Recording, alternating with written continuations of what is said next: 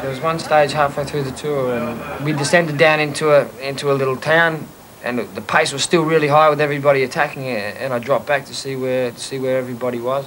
Apparently, Robert was back. He had to tighten his handlebars, and Sean Yates waited for him, but I never knew anything about it. So that was a bit of a mess up, because if we had known, some of us could have dropped back and waited for Robert. As it was, there was a split in the group, and I had to get Pascal Simon back across.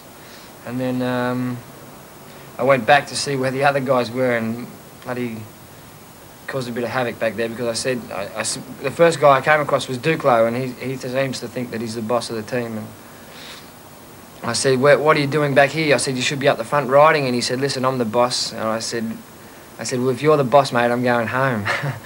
So I just moved up a few places, and I said to Pascal Simon, listen, Duclos says he's the boss, so you better go back and tell him to get the others up the front, or I'm stopping. So not much came of it, actually. I was still up the front by myself.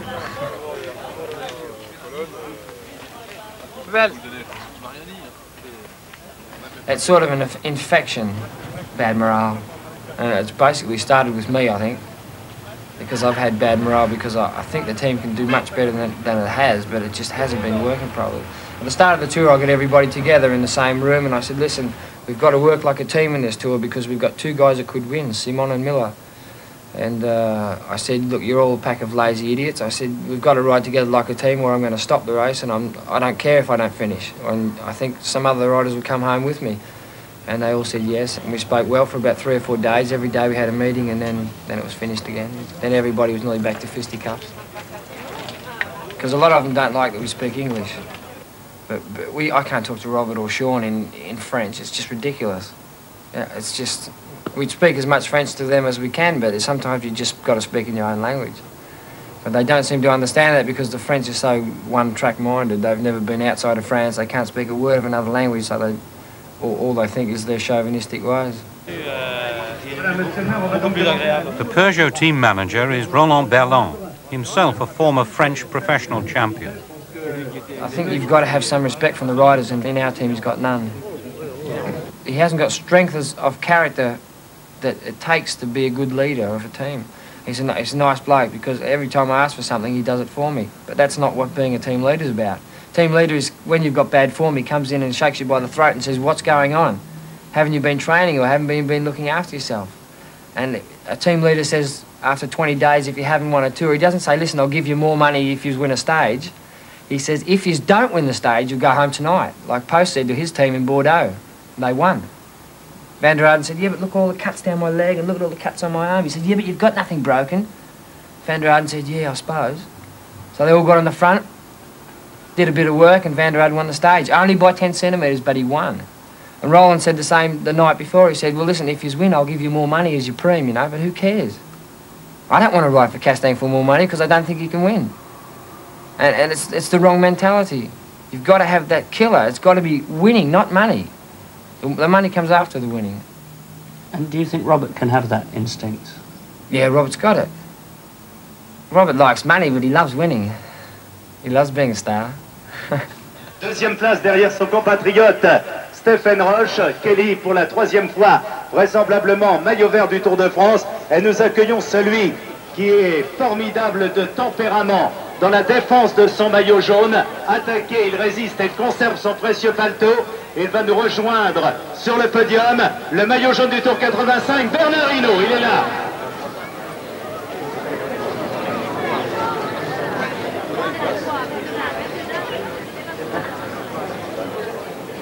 This year it serves a kind of lesson compared with last year, because the sensations that I had last year were nothing like the sensations I've had this year.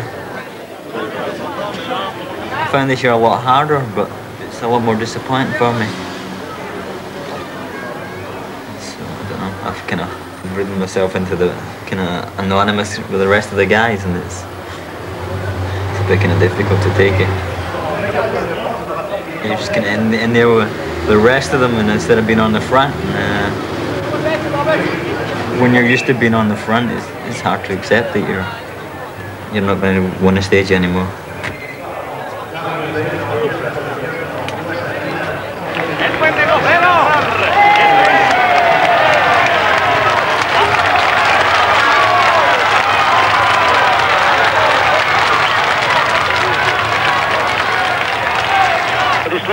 also it could be Robert Millar here trying to go clear with a couple of riders in his trail. Robert Millar's last chance this for a victory in the Tour de France, because once we leave the mountains, Millar has no interest on the flat roads. He is a climber, pure and simple. Second overall in the King of the Mountains competition, 11th in the Tour de France, but he was 4th in the Tour de France last year, and so he feels now he's not having such a good event. You can see the steepness of the slopes now, and nobody helping Millar. And there's the man in yellow limiting his losses yet again. He'll be very, very happy with the way the stage has gone so far, because Greg LeMond on the right here is second overall, and alongside his leader Eno. Phil Anderson in the blue there with the white side down his jersey. He's on the other shoulder of Eno. So all the men, and there's Sean Kelly, all the men that matter in this Tour de France are riding up the climb with Eno. So Eno is not losing any time to his most dangerous rivals. But it looks as though Montoya is going to win the climb. They come towards the end of the last major mountain in the Tour de France this year, under the banner. And fittingly it says Capi de Colombia, because it seems the Colombians are the best climbers in this year's Tour de France. And it looks as though Robert Millar was dropped from that group in those last few meters to the summit. So Bernard Eno is coming up now. The ride is now beginning what is a long, long descent of some 20 miles now down to the bottom before they begin the last 20 miles or so on the road into PEU.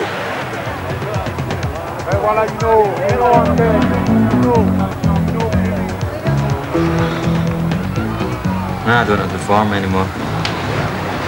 I'm tired inside. Lost all ambition.